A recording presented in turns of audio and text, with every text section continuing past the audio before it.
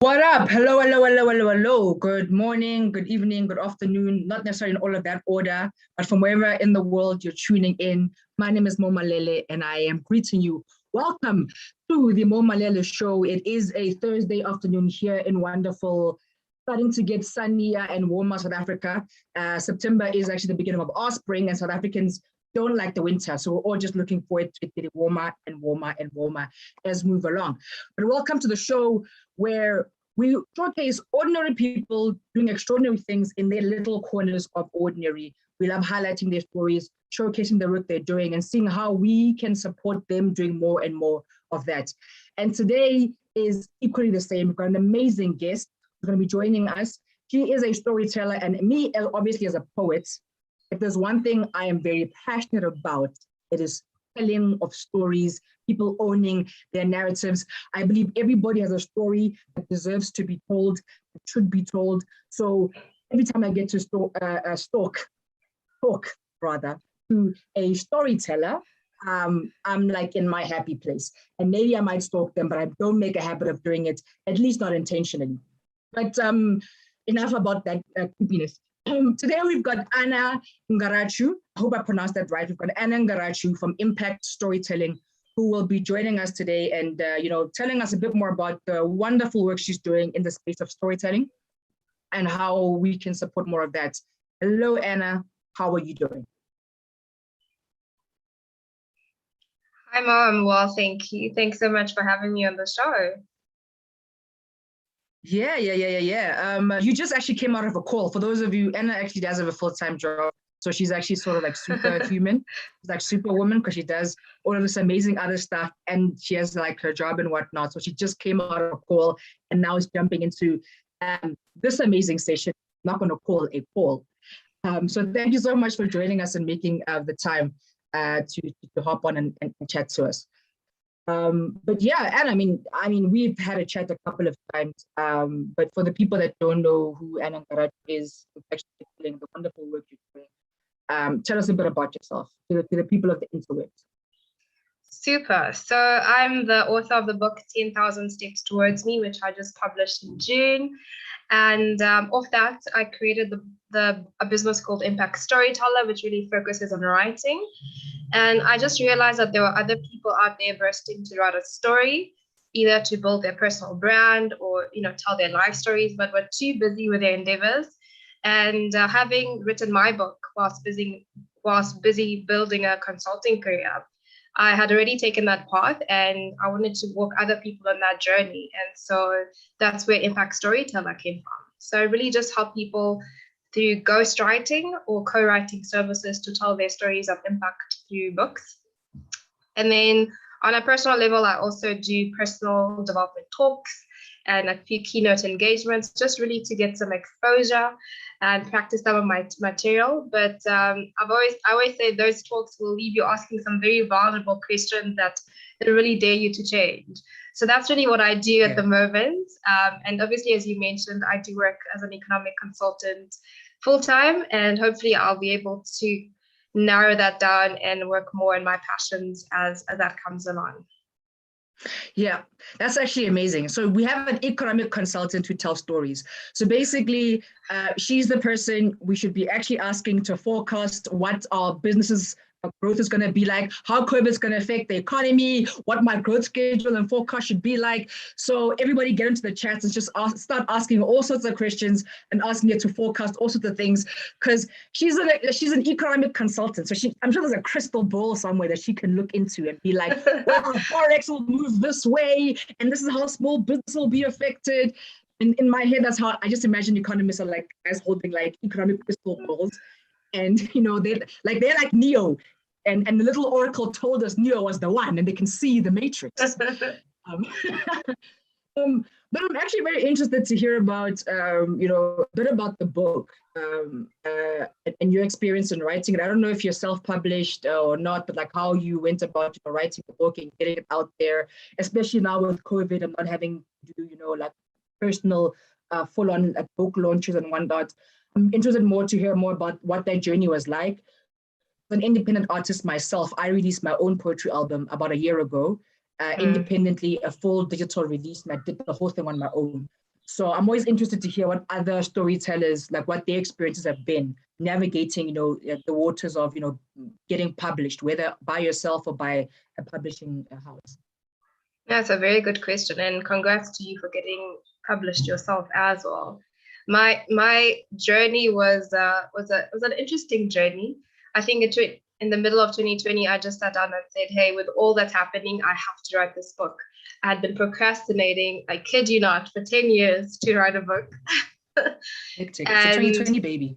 A 2020 baby. So I sat down, and originally I wanted to write an autobiography, but I thought, hey, people don't just want to listen to my story. So I figured out, how do I make this about the author, the reader as well?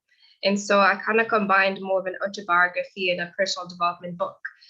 And yeah, I mean, COVID really helped in terms of giving me more time to write. It's definitely you need a lot of discipline to put together a book in a very short space of time. But it actually took me 4 weeks of actual writing over a period of 6 months, and another 6 months of editing and getting the cover done. So I did a course through the Golden Goose Institute that helps you write a book in a year and get it published in a year. So it was a very emotional and very vulnerable, but probably one of the most enjoyable things I've ever done. And the process, actually, when you get into it, is not as difficult as it sounds. I think we just kind of overcomplicate things in our head before we get things started. But I think if you've got the right system and the right coach through it, it's not that difficult. And because you're self-published, you take ownership of the whole process. So that for me really helped me get it done. So by the time I did the book launch in June, it was virtual. I decided I'm going to make it simple. Let's do it virtual. And I was actually able to do a challenge, which is I called it the Amazon strategy or Amazon challenge, just to become an Amazon bestseller. And I managed to do that. One day I literally hopped on on my laptop. I checked out the category, and I was an Amazon bestseller in my category. And I was like, oh my gosh, this is incredible.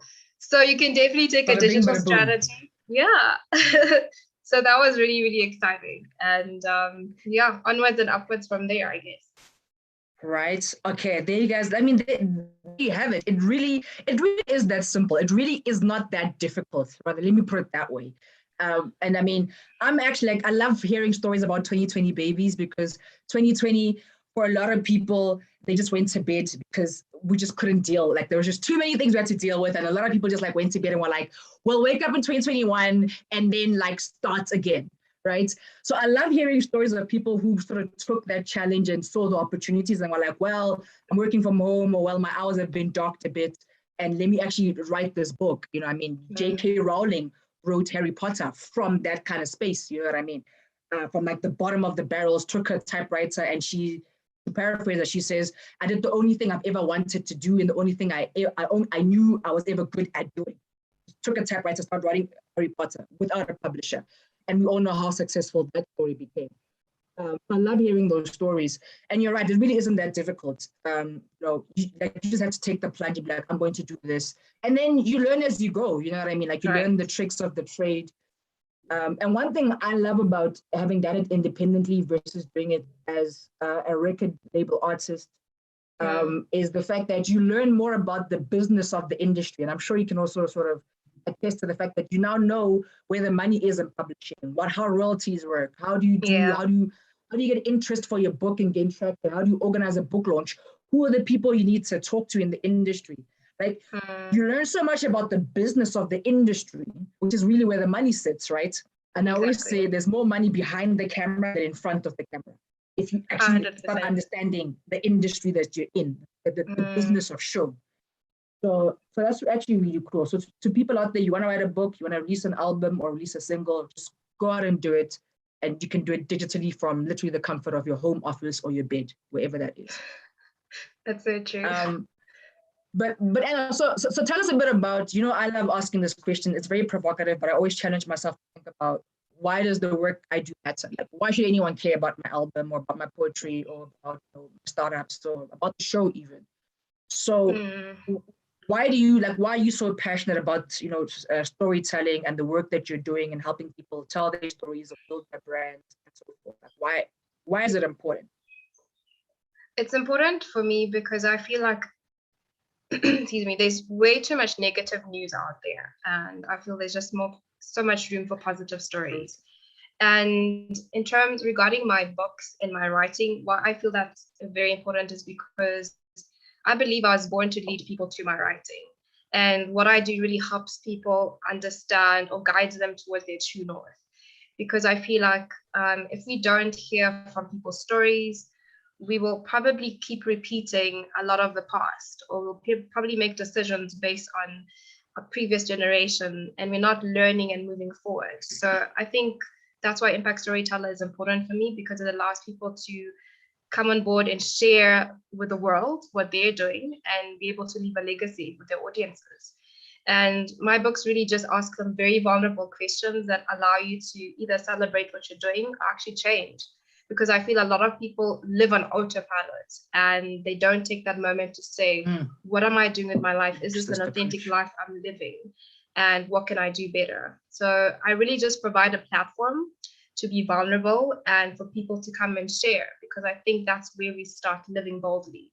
So that for me is why it's very important.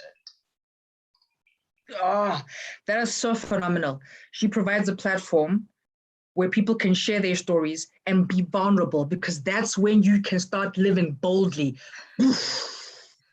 That emoji, you know that emoji where the face is like being is like exploding? That's kind of what that feels like. And that's why I love writing and storytelling and being a poet, because there's so much vulnerability in that. But I always say to people that the biggest amount of healing I've ever had from any trauma or any past experiences was when I wrote it down and I got up onto a stage and shared it. And people struggle to reconcile the two, to be like, you shared your trauma on a stage at an open mic or whatever, and that brought you healing. I'm like, yeah, because then I let it go and it left my system, went into the universe. The universe is so huge, it just dissolved.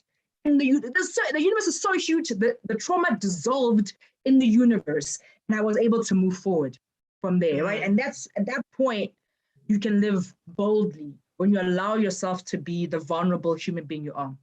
That's powerful. I want to make sure that the production team that does the trailer for this show, make sure they put that into the trailer. It's amazing. That's why people need to get in touch with you. But how do we support your work? So, how do we get more of you? How do we support the work that you're doing, get more people telling stories, sharing stories, being their vulnerable and true, bold selves? So there's a couple of ways you can support me. I think the first will definitely be to subscribe to my YouTube show, which is called the Impact Storyteller Show. And that's really a show that allows other people to come on board and share their stories. And it's where people can consume very fast, impactful insights. I get that not everybody wants to read a book, but everybody should read a book if I had to say in it. But some people just want a 20-minute show like what we're doing today, and it allows people to come and share their stories, and other people can learn from that. So definitely subscribe to my show, and if you have any recommendations for guests, I'd be happy to have them on. And then definitely the second one, which is really important to me, is to connect me with people who are looking to build their personal brands or tell their life story, so I can start building a client base from that. And also perhaps fellow ghostwriters too that may have too much on their plate and they would want some help.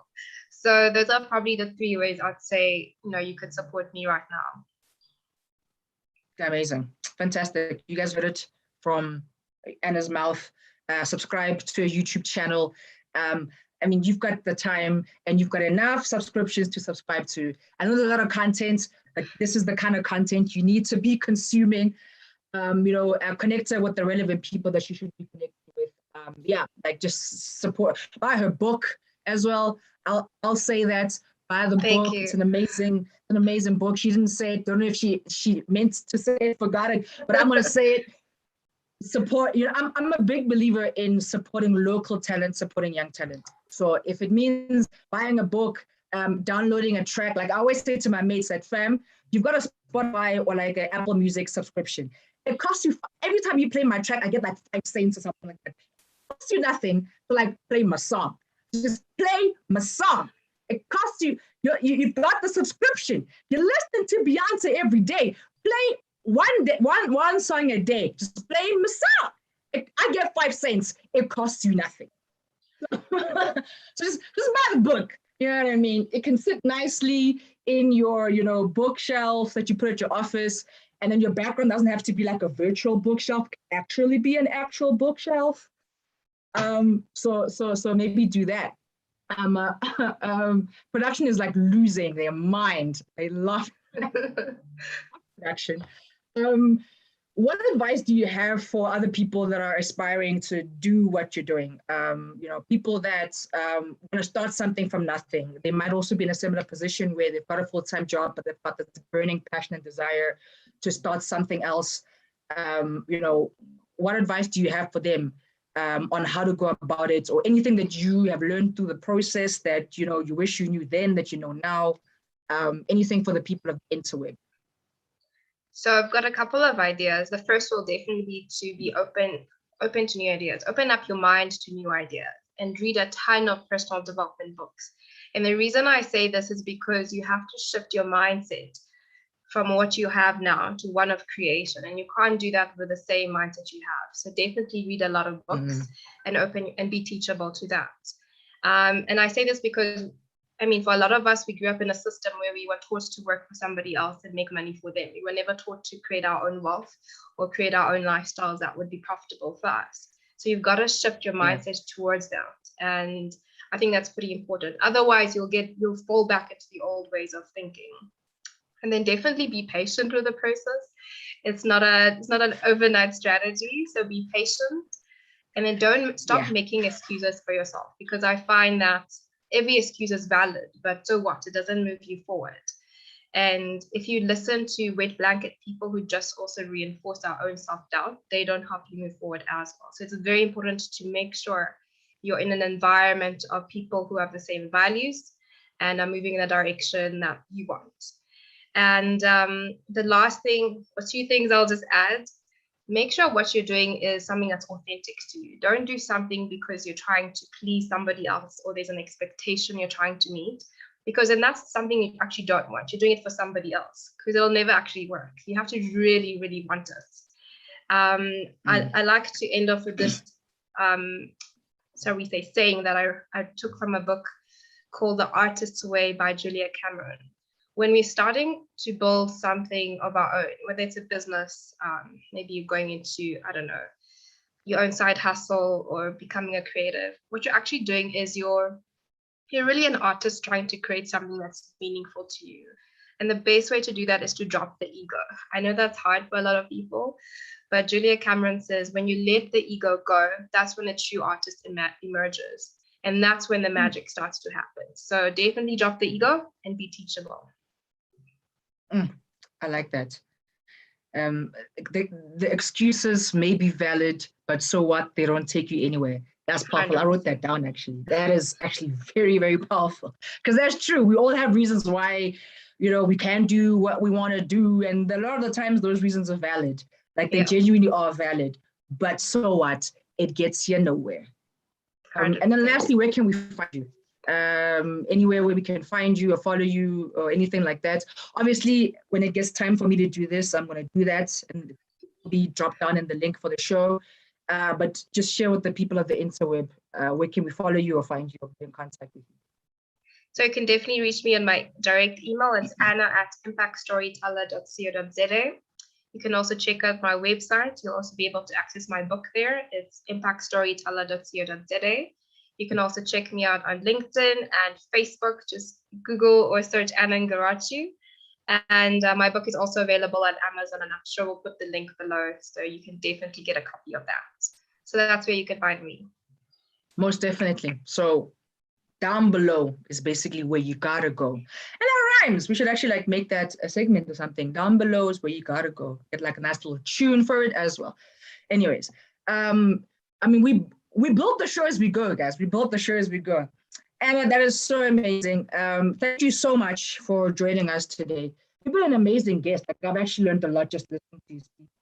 And I'm really looking forward to working with you on some of the projects. And then I are, offline working on some other projects. I really want you to speak to my youngins, some of the students that I mentor.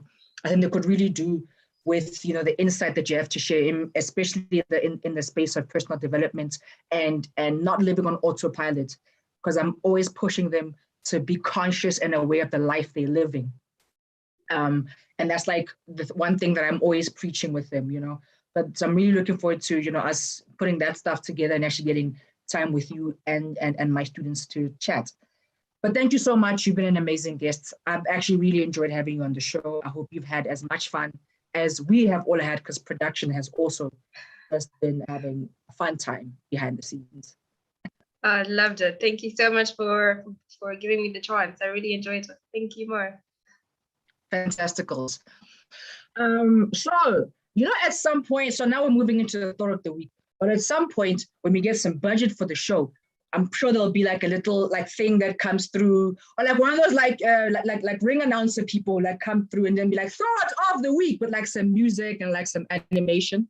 But like I said, we build the show as we go. But it's time for the thought of the week.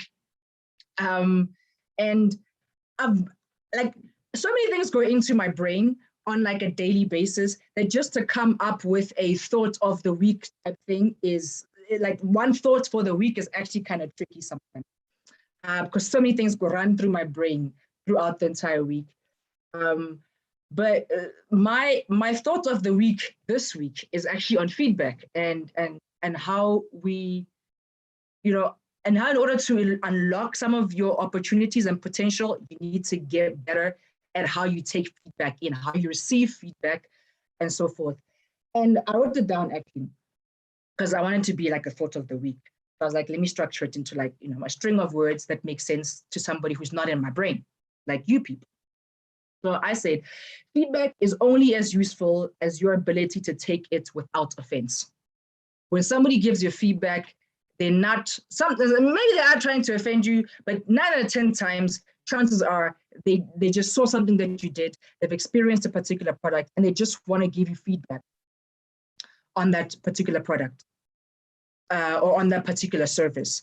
So it's not meant personally. It's not meant for you to take any offense to it. It's not meant to insult you or anything, but your ability to improve. And remember that the biggest room in life is that of what? Improvement. I'm sure you've heard that. The biggest room is the room of improvement, and the only way that we get better is when we take feedback.